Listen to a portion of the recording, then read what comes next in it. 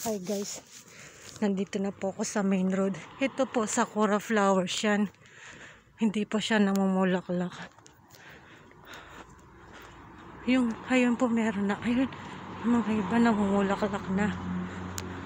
Nasa main road na ako. Meron ako nakita sakura flowers. Ayun, hindi naabot guys. Kaso nahiya ako. Picture at kuhanin ng video kasi merong may-ari matanda. Ayan, dito na picture. Ayan. Ito meron na. Itong mga sakura to. Ayan o. Ganda guys. Ito. Meron na dito. Banda dito. Naglalakad po kasi ako parang exercise na din. Kasi I really gain weight a lot since nang pumunta ako dito. Konnichiwa. Ang ganda guys namukadkad na talaga. Ayan halos lahat na mga yan sakura. Ito ganda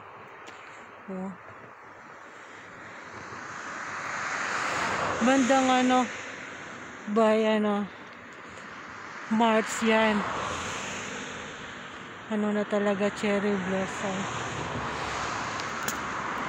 Yung mga iba di pa namumukadkad, di pa sila ayan. Nandito ako sa may drone guides kanina, di ba sabi ko sa inyo nandun ako sa likod.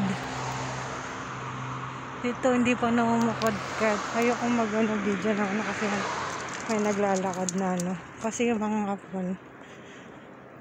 without permission huwag mo silang i-video kasi di mo alam, dadakpin ka na lang ng mga pulis. Ayaw kasi nila na nagpapakita sa mga video ganyan. Naglalakad ako guys. Layo na ng nilakad ko Di ba kasi ako marunong mag-edit? Marunong lang ako mag-edit. Kapaturo muna ako sa anak ko. Pag sinabi ko sa asawa ko niyan na naglakad ako dito, naku, mabibigla yan. Na-miss kasi siya pag naglalakad ako ng sobrang malayo. Naawa siya sa akin. Gusto niya, bilhin niya ako ng bike. Ngayon, medyo tough pa sa budget.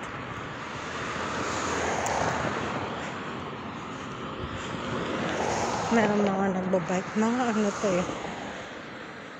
mga bata. So hindi natin sila pwedeng i-video. Tatapat ko na lang sa sunlight.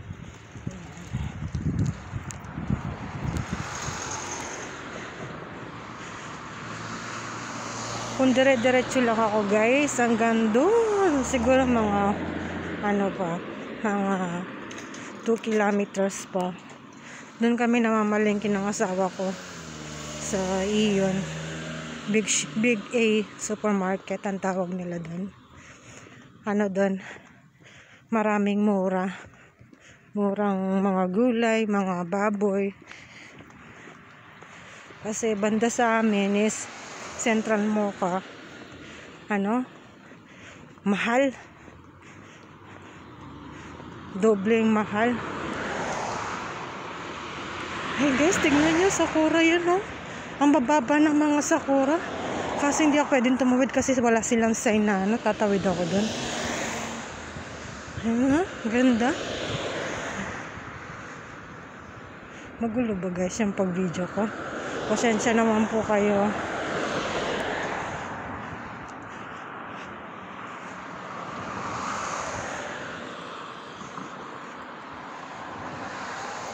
Pauwi na niyan ako. Pabalik na ako.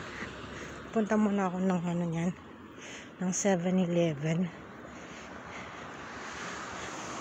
Bibili ko muna ng yung tatawid ako may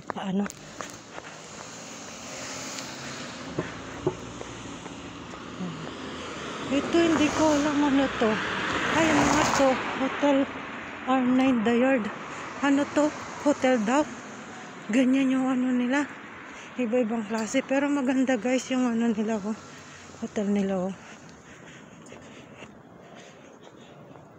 Ewan ko lang kung bawal ah. Di naman sinasadyang ma-video.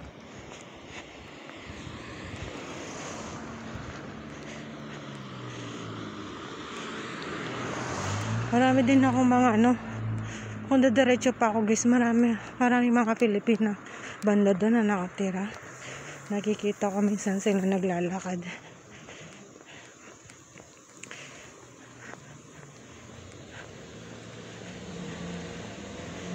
Ito, ano to? Gasoline station. Ayoko nang i-video basta lakad lang ako ng diretso. Tapos Migi tayo. Migi is ano? Right ba? Tama ba ako? Bara-bara pa kasi yung ano ko yun pag ninihonggo ko eh. Pero guys, alam nyo, nagsa-self-study ako sa bahay. Natuto na akong magsulat ng hiragana, katakana. Yung hiragana, marunong na din akong magbasa. Yung katakana, hindi pa masyado. Yung kanji guys, hindi ko pa hinisip na pag-aralin yun kasi masyadong mahirap. Ang importante kasi dito yung pagsasalita eh. Yung sentence talaga. Yung sentence, kung mabagal, makakapagsalita ako. Pero kung mabilis, hindi ako makapagsalita. Sabi ko nga sa hubby ko, turuan niya ako. Kasi minsan pagod na siya sa trabaho, hindi na niya na ako maturuan. Pero ano guys, kung pag namamalengke kami, ituturo niya yung ano ba yun? Stop na. O ano yan? Sabi niya sa akin. Bakit hindi siya pwede naman return pabalik sa akin? Hindi kagaya ng iPhone. Android kasi yung gamit ko. Hindi siya pwede. Kwento na lang ko habang binibidyo ko yung dinadaanan ko. Ayan. Pabalik na ako.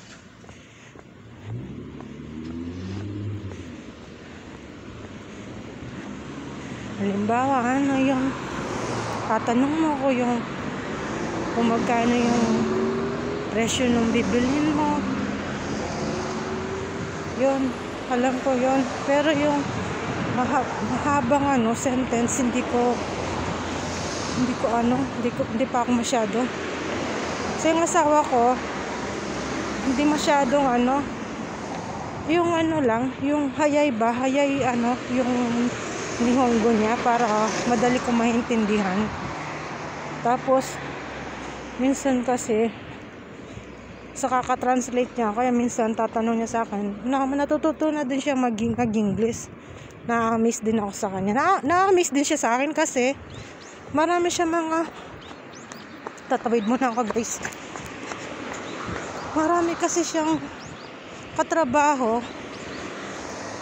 Mga iba gaijin. Ang tagal na daw dito sa Japan, hindi pa daw siya marunong mag-nihongo.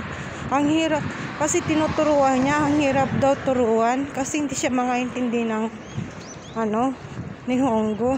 Eto yung mga Pilipino, kahit hindi tayo marunong mag-nihongo, pag tinuro sa atin, madali tayo makapick up, diba guys?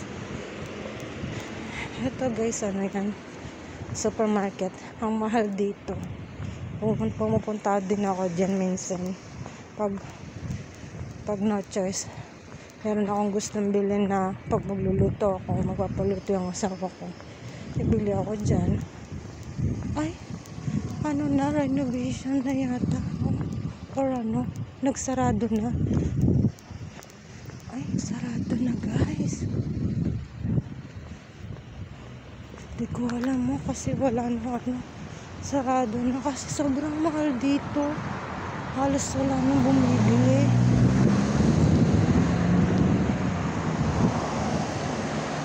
uwi na ako. Punta muna tayo ng 7-Eleven. Sa lugar ng asawa ko, guys, actually from ano talaga siya, Utsunomiya. So Utsunomiya, guys, ang ganda.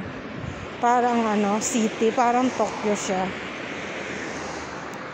Minsan kasi yung asawa ko, pag galing ng work, ng Saturday, ganyan, may work pa kasi na Saturday minsan. Minsan naawa siya sa akin, nasa bahay lang ako lagi. Sasabihin niya, magdo-drive tayo, long drive tayo. Ayaw namin kumain sa masyado sa labas. Minsan magda-drive-thru lang kami na McDonald's, masaya na ako. Kaya nag-onsen kami, masaya na ako. Kawawa yung asawa ko, guys, pag nag-onsen kami. Bakit kayo? Diba? Less stress, no? Nagsimula kami mag-onsen. Edi, tagal. Mga 45 minutes nasa onsen talaga ako. Asawa ko tapos na. Tapos lalabas pa lang ako, naghihintay siya, 4:30, isang oras mahigit siya naghihintay. Madali lang kasi siya mag-onsen eh. Tapos tatawa lang siya. Masaya siya pag tanaskata, sabi niya sa akin. Ay, bigla sabi ng tanaskata yung, nag-enjoy ka ba? Oo, sabi ko, nakikita naman niya sa mukha ko eh. Masaya siya. At ayaw nun, guys, yung hindi ako nagsasalita. Alam niya, ako, gingkinay, yung hindi okay. Gusto niya lagi. Kasi ako bubbly ako, guys eh. Tsaka malambing. Malambing ako sa asawa ko. Malambing din yung asawa ko, guys.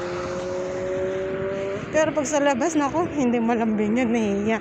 Pero minsan nadadala na din siya sa akin. Sabi ko sa kanya, alam mo, sabi ko, mapa sa labas, mapa sa loob.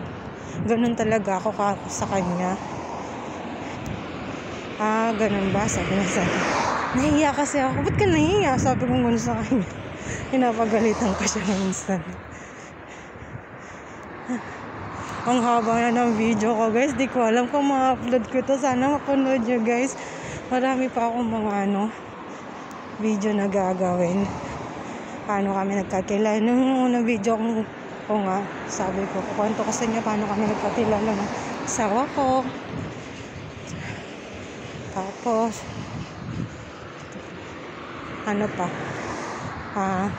kung mapapapayag ko yung asawa ko na i-video ko din siya, paano kami nagkakilala. Kunin natin sa pa-konti-konti, guys. Malay nyo, diba?